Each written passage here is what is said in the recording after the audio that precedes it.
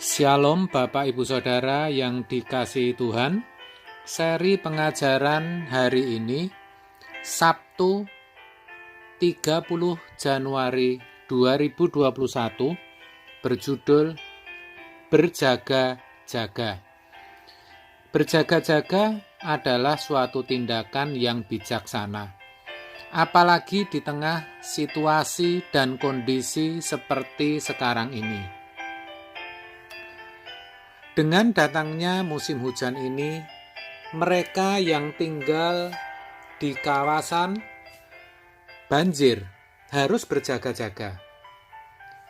Juga dengan mereka yang ada di wilayah rawan gempa, mereka pun harus berjaga-jaga. Pandemi COVID-19 yang belum sepenuhnya bisa teratasi ini juga memaksa orang harus berjaga-jaga. Tetapi ada satu hal yang jauh lebih penting untuk kita perhatikan sebagai orang Kristen, yaitu tentang kekekalan. Begitu pentingnya menantikan kekekalan ini, sehingga Tuhan juga menghendaki agar kita berjaga-jaga. Seperti tertulis dalam Matius 25 ayat yang ke-13. Karena itu, berjaga-jagalah, sebab kamu tidak tahu akan hari maupun akan saatnya.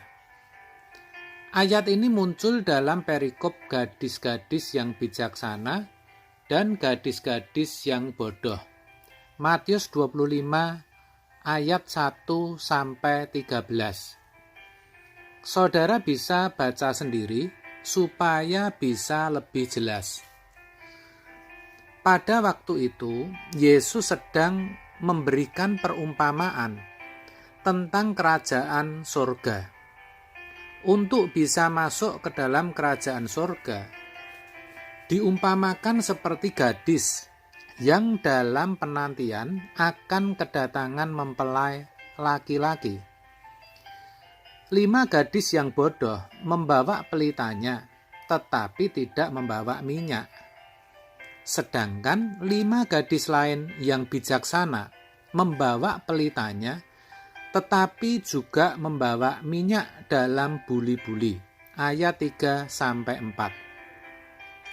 Sama-sama berjaga-jaga. Tetapi gadis yang bodoh tidak berjaga-jaga dengan benar. Mereka terlalu menganggap enteng kedatangan mempelai laki-laki. Mereka berpikir semuanya akan baik-baik saja dan mereka bisa masuk ke dalam perjamuan kawin. Tetapi ternyata pikiran mereka salah. Mereka tertidur dan ketika tengah malam dibangunkan, saat mempelai laki-laki datang, mereka kehabisan minyak. Mereka harus membeli terlebih dahulu, dan ketika kembali, pintu telah ditutup.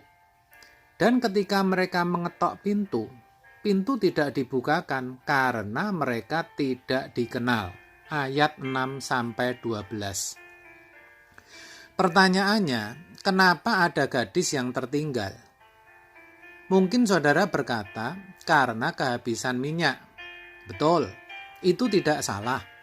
Tetapi sebenarnya kalau kita renungkan ada alasan yang lebih penting, yaitu karena kedatangan mempelai laki-laki ini tidak diberitahukan kapan dan datangnya begitu cepat.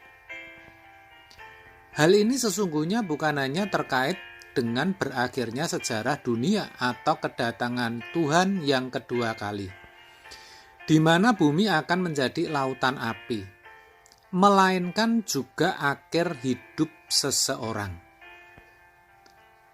Tak satu pun orang yang tahu kapan, di mana, dengan cara apa hidup ini akan berakhir. Bisa 15 tahun lagi, 5 tahun lagi, 1 tahun lagi, 1 bulan lagi, seminggu lagi, atau beberapa menit lagi. Bisa di rumah sakit, di aspal jalan, di tempat kerja, atau di bangku pesawat. Bisa karena penyakit, karena tua, karena stres, karena dibunuh, kecelakaan, dan sebagainya. Itu semua tidak diberitahukan Tuhan, saudara. Tetapi satu hal, Tuhan mengingatkan bahwa kita harus berjaga-jaga. Selain itu, kedatangannya begitu cepat, maka digambarkan seperti kilat, seperti dituliskan dalam Matius 24 ayat 27. Sebab sama seperti kilat memancar dari sebelah timur dan melontarkan cahayanya sampai ke barat. Demikian pula lah kelak kedatangan Anak Manusia. Yang namanya kilat itu cepat sekali. Makanya 5 gadis bodoh tadi, meskipun mungkin membeli minyaknya sudah cepat, tetap juga ketinggalan. Hal inilah yang harus kita waspadai. Jadi, kalau firman Tuhan mengingatkan kita agar kita berjaga-jaga, itu sangat benar. Jangan sampai kita terlena dan tidak siap seperti orang-orang pada zaman Nuh, di mana mereka makan dan minum, kawin dan mengkawinkan, sampai kepada hari Nuh masuk ke dalam bahtera. Matius 24 ayat 38. Saya percaya banyak orang yang seperti itu, yang tidak menyadari akan hari Tuhan.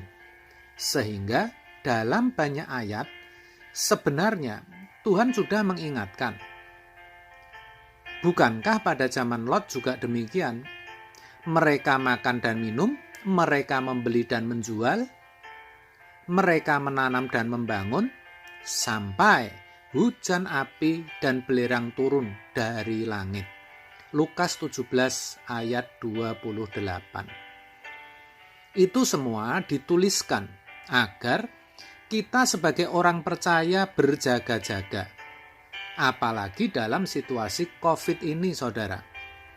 Kita harus sadar bahwa hidup ini rentan. Harus sadar, hidup ini ada ujungnya. Kita tidak bisa menganggap enteng dan ringan dan berkata, "Ntar pada waktunya kita pasti bisa." Belum tentu, saudara. Buktinya, kelima gadis bodoh itu yang berpikir seperti itu akhirnya gagal. Mereka pikir gampang, entar kan pada waktunya bisa. Entar kan kalau minyak habis bisa minta atau pinjam dulu. Entar kalau mempelai laki-laki datang kan pasti mau menunggu. Ternyata semua salah. Oleh sebab itu, kita harus benar-benar berjaga-jaga.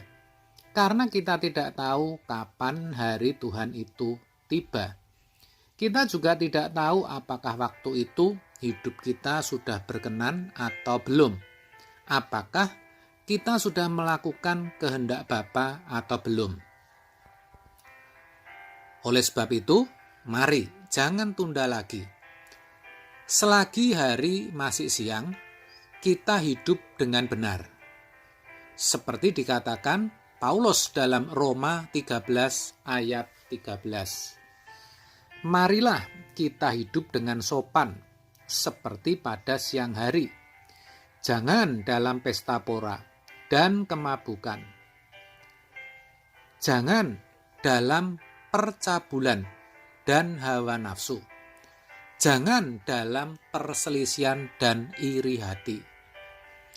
Itu sama artinya kita harus berjuang untuk hidup bersih, sebersih-bersihnya, kudus dan tidak bercacat di hadapannya.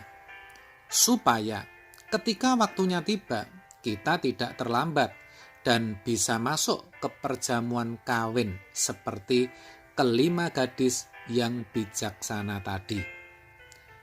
Amin. Tuhan memberkati.